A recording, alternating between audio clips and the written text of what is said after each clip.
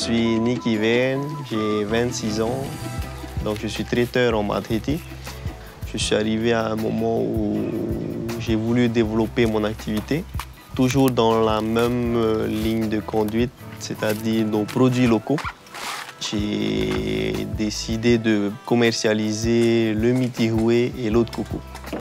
Au début de mon activité, on achetait en moyenne 150 bouteilles mitihoué au mois. Aujourd'hui, avec la production que l'on fait, on est autonome et on livre en magasin plus de 1000 bouteilles au mois. La filière mitihoué a toujours été d'actualité, mais la filière eau de coco, je pense qu'il y a vraiment du potentiel sur ce marché. Derrière ce produit-là, le mitihoué ou l'eau de coco, tu as le propriétaire des cocotiers, tu as le grimpeur, la famille du grimpeur, tu as les familles des garçons qui sont là à débourrer, ceux qui extraient la chair, les piqueurs de chevrettes. Si tu achètes ton produit en te disant que derrière, il y a toute une filière, plusieurs familles que tu nourris, voilà, c'est consommé local. Pour moi, c'est pas cher. Il faut être fier de nos produits. Et moi, je suis fier de ma commune, fier de notre histoire. Et quand tu sais d'où tu viens, tu sais où tu vas.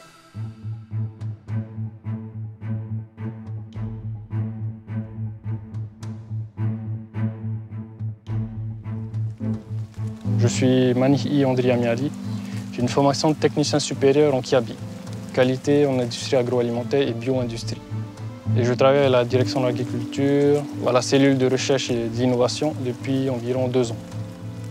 Alors pour la fabrication du charbon de coco, première étape, tout d'abord, on récupère les coques chez différents producteurs, on va dire. On les sèche en les mettant au soleil pendant à peu près 1 à 2 journées, selon l'ensoleillement, selon la ventilation qu'il y a. Quand on a nos coques bien sèches, on les met dans un drôme, dans un fût. On les carbonise pendant un laps de temps d'environ une trentaine de minutes. Passé cette durée, on étouffe le feu en le fermant avec le couvercle pour arrêter la carbonisation. C'est important de l'arrêter assez rapidement pour ne pas se retrouver avec des cendres à la fin. Pour se retrouver vraiment avec des coques, pas avec des cendres. Avec les cendres, on ne fait plus rien avec. Après l'étape de combustion, on retire les coques carbonisées, qui vont être ensuite broyées pour obtenir des sortes de grains de charbon. Après avoir obtenu les grains de charbon, on va lier le tout. C'est-à-dire qu'on va mélanger les grains de charbon avec de l'eau et de l'amidon cuit. Alors une fois le mélange sec, on le passe ensuite dans une compacteuse dont on obtiendra ensuite les briquettes. Il faut ensuite les ressécher pendant 1 à 2 jours au soleil pour qu'elles deviennent vraiment du charbon. Du charbon utilisable en barbecue, etc. Cette démarche de projet de charbon de coco peut ouvrir une filière de valorisation de la noix de coco. Je prends l'exemple d'un producteur de copra dans les Tuamotu. Au lieu de jeter ses coques vides, il pourrait les valoriser en faisant du charbon, par exemple. C'est que du plus, c'est que de la valeur ajoutée. Au lieu de les laisser en déchets, ces coques-là, on peut les transformer en charbon.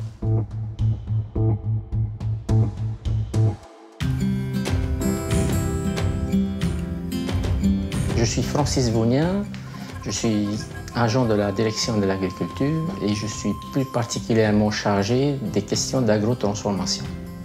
Une de nos missions, c'est d'amener une certaine assistance technique vis-à-vis des porteurs de projets et même d'un transfert de technologie.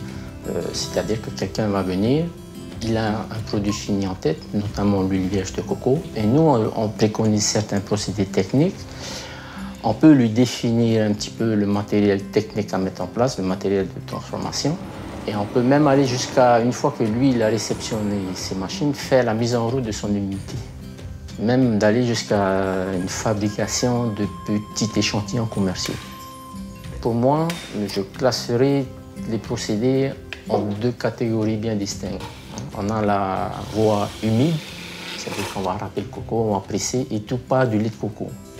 À côté de ça, on a la voie sèche, c'est-à-dire qu'on va râper le coco. Une fois qu'on a obtenu la râpure, on va sécher le coco et on presse à l'aide d'une presse un peu spéciale que les professionnels appellent un expeller. Et on va obtenir une huile vierge. C'est le produit fini actuellement le plus vendu dans le monde. C'est ce qu'ils appellent l'huile vierge de coco à pression à froid. Il y a deux paramètres qu'il faut bien maîtriser. C'est le temps de séchage, la qualité du séchage. Et le deuxième paramètre, c'est l'acidité totale de son huile, titrable. Donc, ce sont deux analyses relativement faciles à faire, notamment la deuxième où on va s'appuyer sur un indicateur coloré pour nous permettre de déterminer cette acidité. Normalement, avec tous ces éléments-là, un promoteur privé, il sait à peu près où il va aller.